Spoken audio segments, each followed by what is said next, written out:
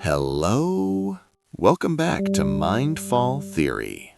You think you have three best friends. You trust them with your life. But deep down, you have a feeling one of them is a snake. How do you find the traitor without asking a single question? You use the poisoned water method. It is simple. You tell a lie to each of them, but not the same lie. To the first friend, you whisper, "I just lost my job."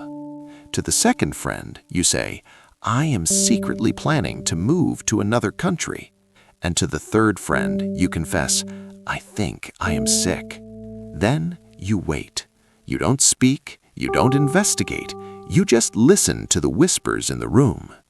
2 days later, the rumor comes back to you. A stranger asks you, "Hey, when are you moving abroad?" Now you know. The first friend is loyal, the third friend is loyal, but the second one? The second one is not a friend. They are a broadcaster. Never trust a person who finds comfort in your chaos.